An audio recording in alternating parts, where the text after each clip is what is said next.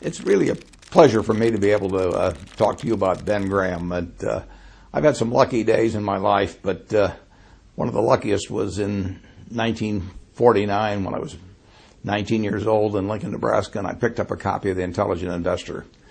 It not only changed my investment philosophy, it really changed my whole life. I'd be a different person in a different place if I hadn't have first seen that book. At the hands of the Dark Lord, Mr. Market, he secretly forged a ring to control all, one ring to rule them all.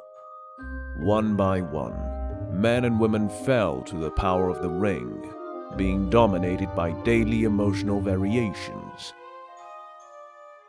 But there were some who resisted. By the hands and mind of the wise Benjamin Graham, a small book was also written in secret, which would somehow lead to resistance to the power of the ring, thus seeking to restore logical and rational use of knowledge to all who read it, and this book was named The Intelligent Investor. Chapter 1. Mr. Market. This one here? It is you, indeed. And just because I feel like it, you're from Texas, and you have a farm. And because you like French fries, you produce 50,000 potatoes a year, equivalent to $12,500. Tomorrow it is decided worldwide that asset markets are banned, and only one person will be able to trade, Mr. Market. And the ring. Here we are, on February 30th. Mr. Market and his ring are very excited and happy, and he decides to offer $1 million for your farm. Not bad, right? On February 31st, Mr. Market, with his emotional power, wakes up in different moods. This time he's in panic, sad, and in a bad mood, but he still feels like buying your farm, only now he only offers $1,000 for it. On February 32nd, Mr. Market is even worse than yesterday, emotionally lost and completely desperate. So this time, out of fear, he's just trying to sell a farm exactly like yours for only $12. The story may sound like fantasy, but it is precisely what happens every day the asset market is open. Investors' emotions impact prices for no logical reason, and Benjamin Graham distinguishes between price and value. The lesson Graham extracts from this metaphor is that intelligent investors should base their investment decisions on asset fundamentals, rather than impulsively reacting to Mr. Market's daily mood swings. They must remain rational and separate intrinsic value from price, whether taking advantage of or ignoring market fluctuations. Chapter 2. Investor versus Speculator. Graham begins by distinguishing between investors and speculators. An investor seeks assets that, if we delve deep into these assets, like a farm, an apartment, or a company, no matter what the market is paying for them, because these actually produce something in return, whatever the asset price. Now, on the speculator side, if we buy Bitcoin or a stock of a company that will be the next Tesla, there is no production in these assets. We simply hope that the next person will pay more, and that person will also do it hoping that a third person pays even more. The investor focuses on acquiring assets based on solid fundamental analysis, such as their profits, growth, products, etc., being more concerned with capital preservation and sustainable growth over time. The speculator focuses on acquiring assets that can offer quick profits in the market, due to their irrational hope that the next someone will pay more, which makes decisions much more affected by emotions in time of volatility due to the absence of grounded value or any kind of production. Graham emphasizes that the true investor should avoid the speculative mindset and embrace a more careful and fundamental-focused approach, a logic and rational investment, and that intelligent investors should act as owners of companies, rather than mere bettors in the market. Chapter 3. Defensive Investor.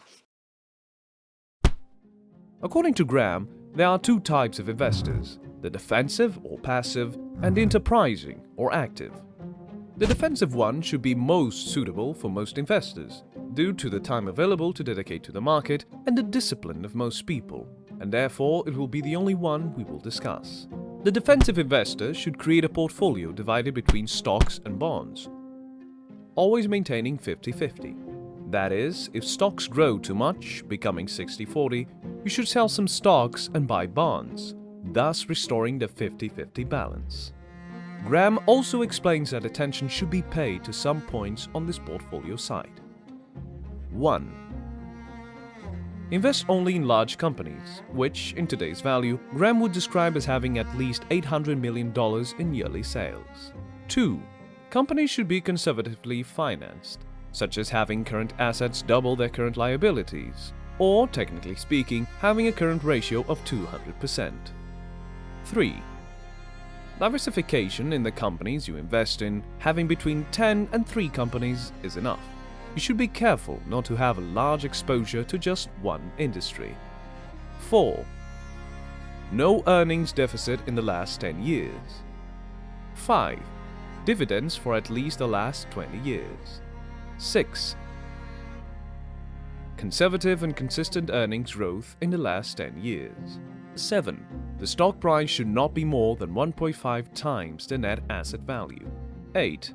The P/E ratio should not be greater than 15.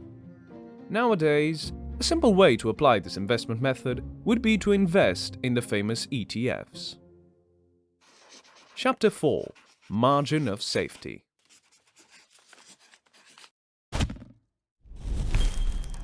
If you think you're a Michael Jordan of investments, just ignore this chapter. Just kidding. Don't. Even the best basketball player in the world misses shots, so you can be wrong too. To minimize the risk of this happening, you should always apply a margin of safety. Benjamin Graham noticed that his book was not having an effect on a certain part of his readers regarding defending against the evil Mr. Market's ring power, and he realized that this would be due to errors in his own metrics applied. So he decided it would be beneficial to apply a margin of safety to protect against unforeseeable errors. Graham suggests this margin to all readers in their investment decisions. The final chapter. Mr. Market and his ring managed to wreak emotional havoc on markets worldwide, and these still persist today. However, those who read this famous book managed to acquire knowledge that defended against the power of the ring, leading to the creation of great wealth. Today, only reader testimonials remain in memory of Benjamin Graham.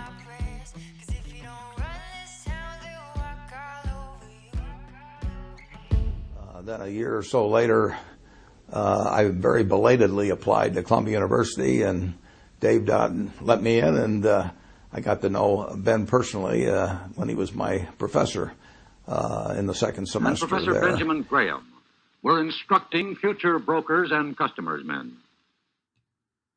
The explanation cannot be found in any mathematics, but it has to be found in investor psychology.